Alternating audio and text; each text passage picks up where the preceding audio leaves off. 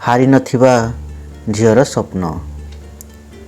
ଗାଁର ଶେଷ ସୀମାରେ ଥିବା ଏକ ଛୋଟ ମାଟି ଘର। ସେହି ଘରର ଅଗଣାରେ ପ୍ରତିଦିନ ସକାଳେ ଜଣେ ଝିଅ ଚୁପଚାପ ବସି ଆକାଶକୁ ଦେଖୁଥାଏ। ତା ଆଖିରେ ଥାଏ ଅନେକ ସ୍ୱପ୍ନ, କିନ୍ତୁ ଜୀବନ ତା ପାଇଁ ସରଳ ନଥିଲା। ସେହି ଝିଅଟିର ନାଁ କାଞ୍ଚନ। କାଞ୍ଚନ ଗରିବ ପରିବାରର ଝିଅ। ବାପା ଦିନ ମଜୁରିଆ, ମା ଘରେ ଅନ୍ୟମାନଙ୍କ ଘର କାମ କରୁଥିଲେ। ଦୁଇ ବେଳ ଖାଇବା ମଧ୍ୟ କେତେବେଳେ ନିଶ୍ଚିତ ନଥିଲା। ଏମିତି ପରିସ୍ଥିତିରେ ଝିଅଟିଏ ସ୍ୱପ୍ନ ଦେଖିବା ଅନେକକୁ ହାସ୍ୟାସ୍ପଦ ଲାଗୁଥିଲା, କିନ୍ତୁ କାଞ୍ଚନର ସ୍ୱପ୍ନ ଥିଲା ଭିନ୍ନ।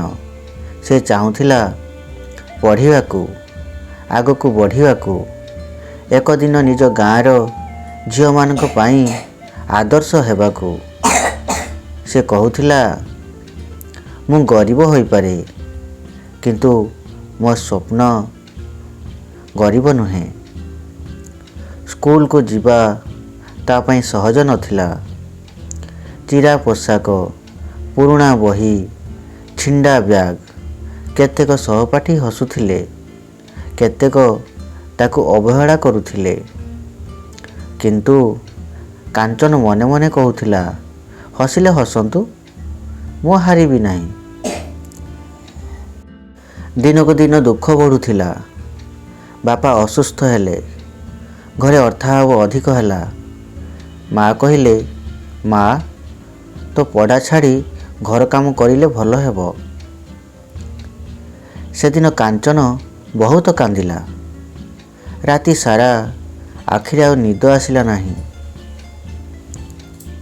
କିନ୍ତୁ ସକାଳେ ସେ ନିଜକୁ ମଜବୁତ କରି ମାଙ୍କୁ କହିଲା, ମା, ମୋତେ ଅଳ୍ପ ସମୟ ଦିଅ। ମୁଁ ପଢ଼ିବି ଓ କାମ ମଧ୍ୟ କରିବି। ମୋ ସ୍ୱପ୍ନକୁ ମରିବାକୁ ଦିଅନି। ସେହିଦିନ ଠାରୁ କାଞ୍ଚନର ଜୀବନ ଆଉ ଅଧିକ କଠିନ ହେଲା। ସକାଳେ ଘର କାମ, ଦିନରେ ସ୍କୁଲ, ସନ୍ଧ୍ୟାରେ ଅନ୍ୟମାନଙ୍କ ଘରେ କାମ, ରାତିରେ ତେଲ ଦୀପର ଆଲୋକରେ ପଢ଼ା। ଦେହ ଥକି ଯାଉଥିଲା, କିନ୍ତୁ ମନ ହାରୁନଥିଲା। ପରୀକ୍ଷା ଆସିଲା।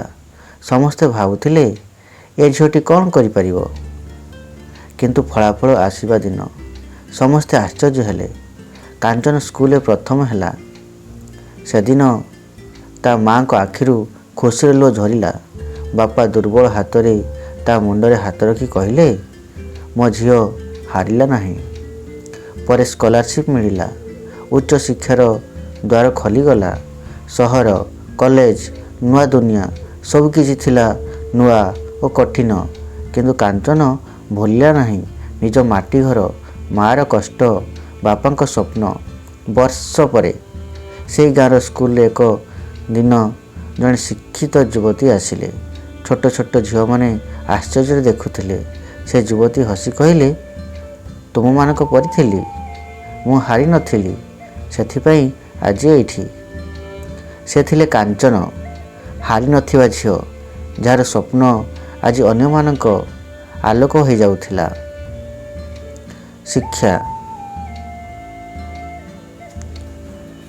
ପରିସ୍ଥିତି କେତେ ମଧ୍ୟ କଠିନ ହେଉ, ଯେଉଁମାନେ ହାରନ୍ତି ନାହିଁ, ସ୍ୱପ୍ନ ଏକ ଦିନ ତାଙ୍କୁ ନିଶ୍ଚିତ ପହଞ୍ଚାଇଥାଏ। ରହିଲି, ନମସ୍କାର। ଚ୍ୟାନେଲଟିକୁ ସବସ୍କ୍ରାଇବ୍ କରିଦେବେ।